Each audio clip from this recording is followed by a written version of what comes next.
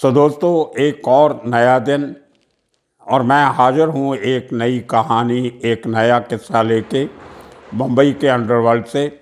आप देखते रहिए कि कैसे मुंबई के अंडरवर्ल्ड के डिफरेंट इलाकों के सरगना लोग अपनी हुकूमत, अपनी दहशत कैसे कमाते थे, कैसे चलाते थे। तो उनमें से एक था बहुत खूंखार किस्म का बेखौफ निडर और बहुत जिसको कहते हैं कि ओपनली वो अपने हथियारों की नुमाइश किया करता था। पहले अपने गलियों में, अपने एरिया में रिवाल्वर हाथ में लेके घूमना, और उसके बाद अचानक उसके हाथ में एक AK-56 आ गई, जो कैसे मंगवाई, कहाँ से आई, वो एक बहुत बड़ा सवाल बना रहा। बहुत साल इंक्वायरीज हुई और बाद में आदमी पकड़े भी गए। मैं इस किस्से में वो सारा उस शख्स का खौफ सुनाऊंगा जिसका नाम था सुभाष माकड़वाला। माकड़वाला एक्चुअली उसका नाम नहीं था, उसका सरनेम नहीं था। उसका सरनेम तो था कुंची कुर्वे।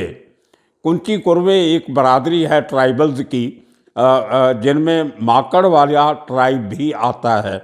माकड़ महाराष्ट्र में, मराठी में बंदर को कहते हैं, मंकी को।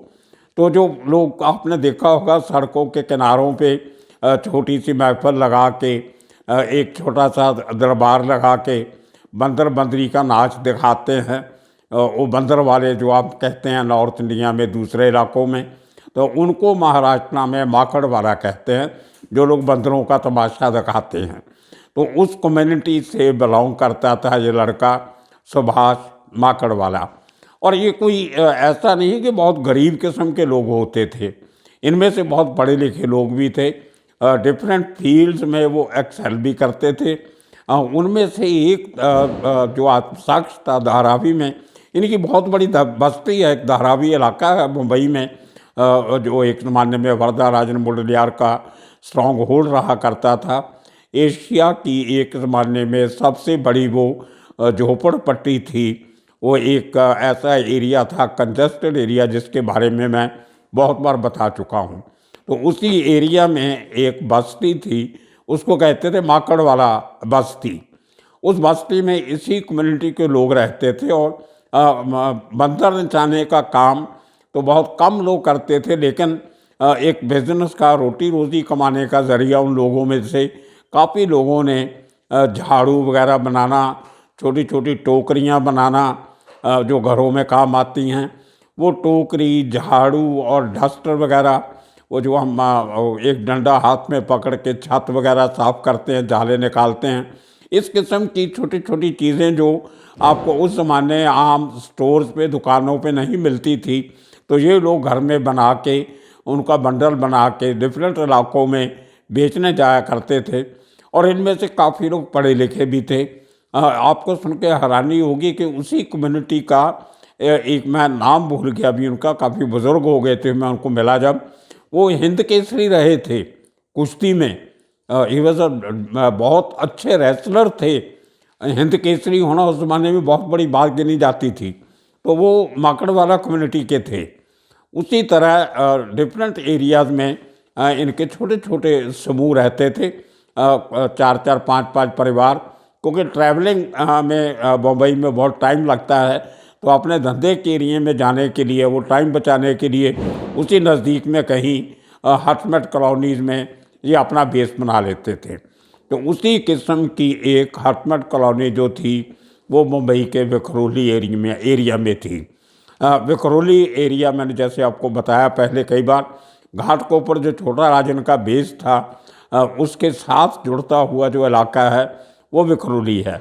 दूसरी तरफ विखरोली के कांचन मार्ग लगता था, जो अशोक जोशी का एक ज़माने में स्ट्रॉन्ग होल्ड रहा करता था। तो वो उसका कुछ एरिया जो है वो काफ़ी उजाड़ किस्म का एरिया है, जंगलात एरिया, पहाड़ियाँ हैं छोटी छोटी, जिनको टेकड़ी बोलते हैं, और बहुत बड़ी झोपड़पट्टी है, हटमेट कॉलोनीज़ हैं वहाँ पे बड़ी बड़ी, जिनमें इन क्रिमिनल्स को, छोटे बड़े इन क्राइम करने वालों को छुपने का, रहने का एक बहुत बड़ा मौका, साधन मिलता था, अनोनिमिटी मिलती थी। और गरीब लोगों में आप जब एक AK-56 लेके घूमते हो तो आपका दबदबा, आपका तहलका, आपका डर, वो आपका खौफ उन लोगों के दिल में रहता है और आपकी मनमर्जी चलती है। तो वहाँ पे एक बाला करके शख्स हुआ करता था विकरौली में। ये बड़ी इंटरेस्टिंग किस्सा है। अशोक जोशी का नाम आपने सबने सुना, कांचन मार्ग वाले का। उसकी वहाँ हुकूमत चलती थी, जिसको बाद में 1988 में अरुण छोटा राजन के लोगों ने मारा। अशोक जोशी के इलाके में कॉर्नर पे एक थिएटर हुआ करता था जिसका नाम था ह्यूमा, आज भी है शायद, बहुत पुराना सिनेमा हॉल था। ह्यूमा टॉकीज उसको बोलते थे, HUMA। तो उस टॉकीज पे जो अशोक जोशी के लोग थे, उनका टिकटें ब्लैक करने का धंधा चलता था। ये वो दौर था जब यंगस्टर्स के लिए पैसा कमाना या अंडरवर्ल्ड में आने का साधन एक सिनेमा हॉल के बाहर टिकट्स ब्लैक करने का हुआ करता था। वही धंधा एक ज़माने में बड़ा राजन छोटा राजन भी करते रहे हैं। वही धंधा एक ज़माने में शशि रासम भी करता रहा है। उसका किस्सा मैंने आपको सुनाया। तो अशोक जोशी के लड़के लोग ह्यूमा टॉकीज़ पे टिकट ब्लैक करते थे। लेकिन ह्यूमा टॉकीज़ की सिचुएशन कुछ इस किस्म की है कि उसके ऊपर विखरोली के लोगों ने भी अपना हक जमाना शुरू किया और उसमें घाट के ऊपर के लोग भी अपना हक जमाना शुरू करते थे। तो जो बाला, एक जो माकड़ वाला था, बाला माकड़ वाला, उसका ऑलरेडी विखरोली में एक्सटॉर्शन का और ब्याज का धंधा चलता था। वो क्या करता था, जितने फेरी वाले विखरोली एरिया में, पार्क साइड एरिया में, जो गली गली कूचे कूचे में अपना सामान हाथ गाड़ी पे रख के या ठेलों पे रख के बेचते थे, जहाँ वो लोग जो फुटपाथ पे या गलियों में सब्जी भाजी बेचते थे, छोटे मोटे कपड़े, रेडीमेड गारमेंट्स की फुटपाथ शॉप्स लगाते थे, उनके साथ वो ब्याज का धंधा करता था। और ब्याज भी डंडे के दम पे 10% पर डे का ब्याज आपने कभी ज़िंदगी में नहीं सुना होगा। साल का 10%, 20% सुना होगा, लेकिन एक दिन का 10% ब्याज, ये उनकी दादागिरी थी, वो बाला माकड़ वाला की। वो क्या करते थे कि सब्जी वाले को सुबह, जो बेचारे सब्जी वाले होते हैं, वो सुबह उनको मंडी में जाके, होलसेल मार्केट में जाके भाजी खरीदनी पड़ती है। उनके आधे क्लाइंट जो होते थे वो उधार ही करते थे, उधार चलता था। आज का पैसा कल देंगे, कल का 4 दिन के बाद देंगे। तो उनको कहीं जो रोलिंग होती थी उनकी बिजनेस की, वो रुक जाती थी।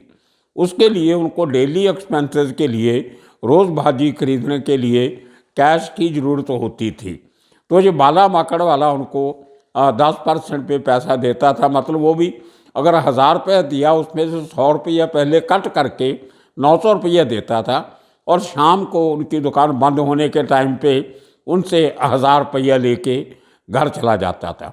तो ये एक सैकड़े लोगों से इस किस्म का पैसा देना और शाम को वसूल करना, ये उस बाला की एक उसका काम था। तो उसके लिए उसने काफ़ी सारे बदमाश रखे हुए थे, और उन बदमाशों में से एक जो था वो सुभाष माकड़ वाला था, और दूसरा उसका भाई गणेश माकड़ वाला। तो ये भाइयों के सर पे जो बाला था उसकी दादागिरी इतनी बढ़ने लगी कि उसने ह्यूमा टॉकीज़ पे जाके अशोक जोशी को चैलेंज किया, और वहाँ पे जाके गोलियाँ चलाई, अशोक जोशी के लोगों को भगाया, और ह्यूमा टॉकीज़ पे अपने लड़के लगा के सिनेमा की टिकट ब्लैक करने का धंधा चलाया। तो ये इनकी वो हिस्ट्री थी शुरुआती दिनों में, कि इन लोगों में इतनी हिम्मत आ गई थी कि वो अशोक जोशी जैसे सरगना को भी चैलेंज करने लगे थे। तो उसी जो एरिया है ह्यूमा टॉकीज़ का, उसके साथ आजकल एक सिटी मॉल बनी हुई है, आर मॉल सिटी। उसके बैक साइड में एरिया है, उसको कहते हैं अमृत नगर। अमृत नगर के साथ लग के एक एरिया है, उसका नाम है सूर्य नगर। तो ऐसे छोटे छोटे कई नगर हैं जहाँ पे 2-4 हज़ार लोगों की बस्ती का एक नगर, इंदिरा नगर, गांधी नगर, इस किस्म के नगर हर जगह पे होते हैं। तो जो नगर थे ख़ास तौर पे सूर्य नगर और अमृत नगर, ये सुभाष मकड़ावाला और बाला मकड़ावाला के खास उनका गढ़ था, जहाँ पे हर तीसरा आदमी इनके गैंग के साथ अटैच था। मॉब वायलेंस, मॉब मेंटालिटी, उस तरीके से हुकूमत करना। और उस इलाके में जितने छोटे बड़े व्यापारी थे, उनसे हर महीने का, हफ्ते का इन्होंने एक्सटॉर्शन मनी कलेक्ट करना। और उसमें से जो लोग जो छोटे स्मॉल स्केल इंडस्ट्रियलिस्ट थे, उनसे भी पैसा वसूलना। तो एक बहुत बड़ी न्यूसेंस वैल्यू इस गैंग की उस इलाके में हो गई थी, विक्रोली पार्क साइड। और एरिया ऐसा था कि वहाँ बाहर का आदमी अंदर घुस तो सकता था, लेकिन बाहर निकलने का रास्ता भूल जाता था। कुछ टोपोग्राफी ऐसी थी, कुछ गलियां ऐसी थी जो लोकल आदमी ही उनमें से गुजर सकता था। तो बाहर के आदमी के लिए जाके इनको पकड़ना, इनका पीछा करना या अटैक करना, वो बहुत ज़्यादा मुश्किल था। तो इसीलिए शायद पुलिस वाले भी उस इलाके में कम जाते थे कि वहाँ कहीं मॉब का अटैक हो गया तो काफ़ी मुश्किल हो सकती है। तो इनको एक पनपने का मौका मिला। उससे इन्होंने कुछ बड़े लोगों से पैसे मांगने शुरू किए, जिनका उस एरिया में कुछ लेन देन था। तो काफ़ी सिरदर्दी हुई। तो पुलिस के पास 200 से ज़्यादा कंप्लेंट्स एक साल में मकड़वाला गैंग के खिलाफ पहुंची, जिनमें से काफ़ी सारी कंप्लेंट जो थी वो क्राइम ब्रांच के पास भी पहुंची। कुछ लोग वहाँ पे जिम चलाते थे, उनसे पैसे मांगने शुरू कर दिए। तो ये एक्सटॉर्शन, दादागिरी, चाकूबाजी, अटैम्प्ट टू मर्डर, ऐसे चार्जेस बहुत सारे इन भाइयों के ऊपर लगे। तो उसके लिए एक खास एक ऑपरेशन चालू किया गया कि इनको ढूंढा जाए कि इनका रात को शरण कहाँ पे लेते हैं। दिन में तो इनको पकड़ना काफ़ी मुश्किल है, तो रात को कहीं इनका ठिकाना मालूम पड़े तो उस ठिकाने को घेर के इनके ऊपर अटैक किया जाए और इनको अरेस्ट किया जाए या पकड़ा जाए। तो ये मुहिम काफ़ी महीनों तक चलती रही। वो उसको थोड़ा झटका तब लगा उस जो एक इनके खिलाफ जो क्राइम ब्रांच और लोकल पुलिस ने मिलकर जो एक मुहिम चलाई थी कि 93 में, 92 में पहले तो दंगे हो गए। उसके लिए पुलिस काफ़ी बिजी रही बाबरी मस्जिद की डिमोलिशन के बाद। 93 की मार्च में, 12 मार्च को मुंबई में ब्लास्ट हो गए। तो पुलिस काफ़ी बिजी रही उन दिनों में। तो ये लोग भी छिप छुपा के रहने लगे। तो इनको एक 6 महीने की मोहलत मिल गई अपनी गतिविधियां जारी रखने की। और पुलिस का जो ऑपरेशन था इनको पकड़ने का, वो ऑन होल्ड रख दिया गया, रोक दिया गया टेम्परेरली, क्योंकि पुलिस आफ्टर बॉम्ब ब्लास्ट जो इन्वेस्टिगेशंस और जो धरपकड़ चालू थी उसमें काफ़ी बिजी हुए। अचानक 6 मई को, 12 मार्च को अटैक होते हैं मुंबई में। 6 मई को उस ज़माने में जो क्राइम ब्रांच की यूनिट 6 थी, जो बांद्रा में बैठती थी, बांद्रा एरिया में मैंने कई बार जिक्र किया, बहुत पॉश एरिया है, वहाँ पे डीसीपी का ऑफिस है, बांद्रा पुलिस स्टेशन है, उसके साथ लगते एसीपी का ऑफिस भी है, उसके बिल्कुल साथ है क्राइम ब्रांच की यूनिट 6 है। उस क्राइम ब्रांच की यूनिट 6 में जो इंस्पेक्टर थे वहाँ पे इंचार्ज उस समय, वो थे मिस्टर कांबले, शंकर कांबले। उनके पास इंफॉर्मेशन आती है कि आज जो मकड़वाला जो गैंग है उसके लीडर सुभाष मकड़वाला, उसका भाई गणेश, वो एक शख्स को उन्होंने मिलने के लिए कहीं बुलाया है सुमन नगर घाटकोपर में, विक्रोली में, जो मैंने आपको जिक्र किया। तो वो कॉर्नर एरिया है इस किस्म का, जो घाटकोपर में भी नज़दीक है, विक्रोली से भी नज़दीक है और कांजूर मार्ग के साथ भी लगता है। कुछ अजीब सा एरिया की उसकी जो पोजीशनिंग है कुछ इस किस्म की है। तो अमृत नगर में ये रात को मिलेंगे, ये इन्फॉर्मेशन आती है।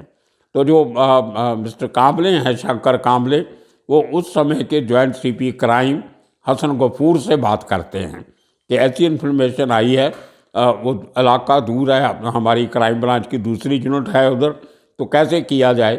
तो mister Hasan Ghafoor gave a go ahead कि आप चलिए और ये काम कीजिए। ये मुहिम को जारी रखी, फिर पता नहीं कब वो हाथ में आएगा या नहीं आएंगे। तो शंकर कांबले के साथ, ये देखिए बहुत इंटरेस्टिंग केस है ये, कि उस समय के दो बड़े एनकाउंटर स्पेशलिस्ट प्रदीप शर्मा और विजय सलास्कर, जो उस ज़माने में उनको 10 साल हो गए थे बम्बई पुलिस में आए हुए, और दोनों एक ही यूनिट में काम कर रहे थे। हालांकि उसके पहले और उसके बाद कई बार उन्होंने अपने अपने इंडिपेंडेंट तौर पे काम किए, लेकिन उस समय ये दोनों प्रदीप शर्मा और विजय सलास्कर बैंड्रा में क्राइम ब्रांच की यूनिट 6 में काम करते थे और शंकर कांबले इनके सीनियर थे। तो इन दोनों को लेके शंकर कांबले अपनी जीप लेके रात को बैंड्रा से निकलते हैं, ईस्टर्न सबर्ब में जाते हैं। वहाँ से जो लाल बहादुर शास्त्री मार्ग है, LBS मार्ग, वो पकड़ के ये वहाँ अमृत नगर में पहुँचते हैं। और जो हाईलाइट होता है जहाँ पे इनको खबर आई थी इस जगह पे होंगे, उसके पहुँचते ही ये लोग अपना काम ख़त्म करके सुभाष माकड़वाला, उसका भाई गणेश और जो तीसरा आदमी था उसका नाम सरनेम शायद तलवलेकर या तलवलकर था, मुझे भी बराबर याद नहीं, बहुत साल हो गए, 93 की बात है। तो वो उनके साथ गाड़ी में था, एक मारुति 800 ब्लू कलर की। उस ज़माने में वो अंडरवर्ल्ड के लोगों के लिए मारुति 800 बहुत उम्दा व्हीकल गिना जाता था। उसकी छोटी छोटी गलियों में निकल जाती थी, रिवर्स करनी आसान, उसको घुमाना आसान, उसकी स्पीड और उसकी मैन्यूवरेबिलिटी, वो सब देखते हुए सब अंडरवर्ल्ड के लोगों ने, और ख़ास तौर पे जो एनकाउंटर स्पेशलिस्ट थे विजय सलास्कर, प्रदीप शर्मा, एक ज़माने में ये भी सब मारुति 800 में घूमते रहे हैं। लेकिन उस दिन लोग जीप लेके गए। जैसे ही अमृत नगर के उस घर में उस जगह पे पहुँचे तो ये तीनों शख्स, सुभाष माकड़वाला, उसका भाई और वो तीसरा आदमी, वो गाड़ी लेके उस कंपाउंड से बाहर निकले। तो जैसे ही उन्होंने पुलिस की गाड़ी देखी तो क्रिमिनल थे, शक तो हुआ, तो उन्होंने इमीडिएटली वो गाड़ी रिवर्स करके उसको घुमा के दूसरी तरफ भागना शुरू किया और बड़ी स्पीड से वो गाड़ी लेके वहाँ से निकले। और उनके पीछे पीछे विजय सलास्कर गाड़ी चला रहे थे, उनके पास अपना एक पिस्टल थी, उसके साथ प्रदीप शर्मा बैठे थे एक कार्बाइन लेके, फुली लोडेड कार्बाइन, साथ में एडिशनल राउंड्स, और तीसरे पीछे वाली सीट पे जीप के शंकर कांबले बैठे थे अपना पिस्टल रिवॉल्वर लेके। तो ये तीनों ने उस कार का पीछा किया, मारुति का। कोई 1 घंटे तक को छोटी छोटी तक गलियों में, झोपड़पट्टी के इलाकों में एक गाड़ी आगे भाग रही है, उसके पीछे पुलिस की जीप भाग रही। तो ये भाग करते करते 1 घंटे के चेज़ के बाद आधी रात का टाइम, तकरीबन काफ़ी लेट नाइट हो गया था, वहाँ पे अचानक कोई लाइटिंग नहीं थी, सड़कें भी इतनी अच्छी नहीं थी उस ज़माने में, स्ट्रीट लाइट का तो नाम निशान नहीं था, तो गाड़ी की लाइट से ही काम चलाया जा रहा था। तो एक छोटा सा दरख्त था, झाड़ था, एक पेड़ था रोड के ऊपर, उस पेड़ से जाके सुभाष माकड़वाला की वो मारुति गाड़ी टकराती है और उनको मजबूरी में रोकना पड़ा। उसके बाद पुलिस उनको चैलेंज करती है कि आपको, हम ये जो ऑफिसर हैं, क्राइम के ऑफिसर हैं, आप अपने आप को हवाले कर दीजिए, नहीं तो आपका जो मुकाबला है वो आपसे करना पड़ेगा। तो सुभाष माकड़वाला को अपनी AK-56 के ऊपर बहुत उसका मान था, उसको ओवर कॉन्फिडेंस था कि मेरे इतने बड़े हथियार के सामने ये पुलिस के रिवॉल्वर पिस्तौल क्या करेंगे। तो उसने जो बस्ट मारा पहले, जीप का जो विंड स्क्रीन थी वो क्रैक हुई, टूटी। मैं जब ये किस्सा याद कर रहा था तो मुझे वो सीन याद आ रहा था जब 26/11 वाला, जब इसी किस्म की हालात में विजय सलास्कर एक जीप चला रहे थे, उनके साथ हेमंत करकरे बैठे थे, अशोक कामते बैठे थे, और उस समय भी इसी किस्म का सीन था। सामने से जो विंड स्क्रीन, वहाँ से गोलियां आई और ये तीनों शख्स मारे गए। मैं जब ये माकड़वाला केस रिसर्च कर रहा था तो वो सीन मुझे याद आया। कुछ इस किस्म की हालात उस टाइम भी थी। इस टाइम भी AK-57 की गोलियां चली, अफजल कसाब ने चलाई। उस टाइम पे गोलियां चलाने वाला विजय सलास्कर और दूसरे 2 पुलिस ऑफिसर के ऊपर वो एक माना हुआ क्रिमिनल AK-47 के साथ गोलियां चला रहा था। लेकिन वो दौर और था। विजय सावरकर की उम्र उस समय लंबी थी, दूसरे ऑफिसर की उम्र उनके साथ थी। तो वो गोलियों का जवाब देते हुए प्रदीप शर्मा ने जब अपनी कार्बाइन से गोलियां चलाई तो उनको उसमें तीनों के तीनों आदमी मारे गए। आधा घंटा तक गोलियां चलती रही, चलती थी रुकते थे, चलती थी रुकते थे, एक दूसरे को देखते थे, गोलियां बचाने की कोशिश कर रहे थे। मेरे हिसाब से ये एक one of the rare encounters था जो असली था, फेक नहीं था। इसमें कोई मिली भक्त नहीं थी कि इस आदमी को मारना ही है और कहाँ मारना है, कैसे मारना, सब फिक्स होता था। वो नहीं था। ये एनकाउंटर एक जेन्युइन एनकाउंटर था जो आधे घंटे तक चला। पुलिस को भी अपनी गोलियां बचा के रखनी थी, सुभाष माकड़ वालों को भी अपना बारूद बचा के रखना था। लेकिन प्रॉब्लम थी कि वो भाग नहीं सकते थे, वो गाड़ी उनकी पेड़ में लग के फंस गई वहाँ पे। तो खैर ये एक जेन्युइन किस्म का एनकाउंटर था जिसके ऊपर उंगली नहीं उठाई जा सकती। तो वो आधे घंटे की मुठभेड़ के बाद वो तीनों लोग मारे जाते हैं और ये एनकाउंटर जो है ये अगले दिन सुर्खियां बनता है। लेकिन कहानी यहाँ ख़त्म नहीं होती है। छोटी सी एक बात बता के मैं आज का किस्सा ख़त्म करूँगा।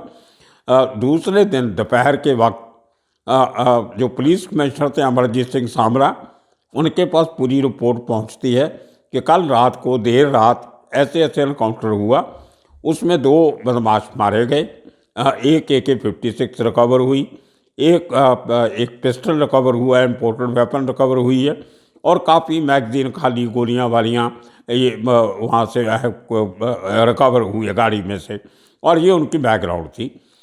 लेकिन तीसरा शख्स जो था वो क्रिमिनल नहीं था, शायद वो कंप्लेनेंट भी था इस केस में, जिसने ये बताया था कि मुझे ये लोग ले जा के कुछ एक्सटॉर्शन करने की कोशिश कर रहे हैं तो मैं वहाँ पे जा रहा हूँ। तो ये भी कुछ क्यास चले। तो अमरजीत सामरा के पास ये रिपोर्ट पूरी पहुँच चुकी थी। मैं कोई 10 साढ़े 10 के करीब सामरा साहब के ऑफिस में पहुँचा इसी केस के बारे में कोई इन्फॉर्मेशन लेने के लिए। मेरे बड़े भाई जैसे थे, मैं बहुत अपनी वीडियोज़ में उनका जिक्र कर चुका हूँ, मैंने 2-3 एपिसोड भी बनाए हैं उन पर।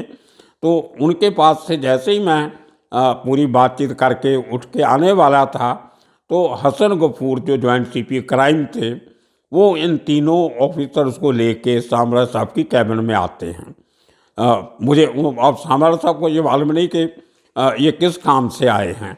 तो उस समय पे एक असूल होता था, जब आप बड़े ऑफिसर के पास बैठे हो एज प्रेस रिपोर्टर या सिविलियन जैसे आउटसाइडर, तो कोई बड़ा ऑफिसर आता है तो आपको एक पीछे जो एक छोटी सी चैम्बर होती है CP ऑफिस के साथ, जिसको रेस्ट रूम भी कह देते हैं, एंटी रूम कह देते हैं, तो वहाँ बैठने को कहा जाता है। तो मुझे भी सामरा साहब ने कहा आप थोड़ी देर एंटी रूम में बैठ के मैं इनसे बात कर लूँ। तो लेकिन वहाँ पे सारी बातचीत सुनाई देती है, बीच में एक पर्दा था। तो मैं अपना चाय का कप लेके उधर पीता रहा और सामरा साहब ने हसन गफूर और तीनों ऑफिसर के ऊपर बहुत गुस्सा किया कि ये कोई तरीका नहीं है, you are the uniform cops have no licence to kill. मुझे मालूम है, मैंने किस्सा सुनाया कई बार वो कि कैसे अमरजीत सिंह सामरा पुलिस एनकाउंटर्स के खिलाफ थे, वो किसी को मारना नहीं चाहते थे, वो कानून के हिसाब से क्रिमिनल को पकड़ के सज़ा देने के हक में थे। तो उन्होंने कहा कि you may have killed 2 dreaded criminal but you have also killed an innocent man. अब उसका जिम्मेदार कौन होगा? तो उसके पहले भी सामरा साहब ये एनकाउंटर किलों को लेके जो पंजाब के DGP थे उस समय KPS गिल, उनके साथ भी उनकी एक बार बड़ी तू मैं हुई थी, वो भी मैंने रिपोर्ट किया था, शायद किसी वीडियो में आपको बताया भी है। तो ये लोग तो गए थे कि हमें CP साहब शाबाशी देंगे, जैसे शोले फिल्म में कहते हैं बॉस शाबाशी देगा। लेकिन सामरा साहब ने बुरी तरह झाड़ के इन चारों को, इंक्लूडिंग हसन गफूर जो IPS अफसर थे, उनको बहुत लंबा चौड़ा लेक्चर दे के उनको निकाल दिया अपने कमरे से। तो ये अमरजीत सिंह सामरा का करैक्टर था जो क्राइम को कानून से लड़ना चाहते थे, कानून के हिसाब से क्राइम टैकल करना चाहते थे, और वो एनकाउंटर्स को शॉर्टकट कहते थे कि शॉर्टकट मेथड्स जो हैं वो लॉन्ग टर्म सल्यूशन नहीं हो सकते।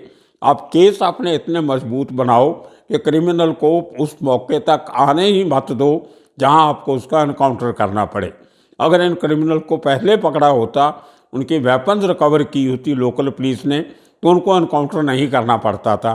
खैर वो लंबी चौड़ी बहस है। लेकिन ये तीनों लोग बेचारे जो ऑफिसर पूरी रात मेहनत करके जो भी करके आए थे, वो कोई शाबाशी लेने गए थे, लेकिन झिड़का अपनी पूरी बहुत गुस्सा पुलिस के इंस्पेक्टर देख के उनको वापस आना पड़ा। और कल मैं जब शंकर कांबले से बात कर रहा था तो उनसे भी मैंने पूरी डिटेल ली। उनको भी कुछ बातें याद नहीं थी। वो जो थर्ड आदमी था तलवालेकर या तलवालेकर, उसकी डिटेल शंकर कांबले को भी याद नहीं आई। मैंने कल 2 बार बात की उनसे, मुझे भी नहीं याद आ रहा। मेरे किसी सुनने वालों को उसकी डिटेल याद हो तो बताना, आगे वाले किसी एपिसोड में उसका जिक्र करेंगे। आज के लिए इतना काफ़ी। आज सुनते रहिए, आने वाले दिनों में नए किस्से कहानियाँ लेके फिर हाजिर होंगे।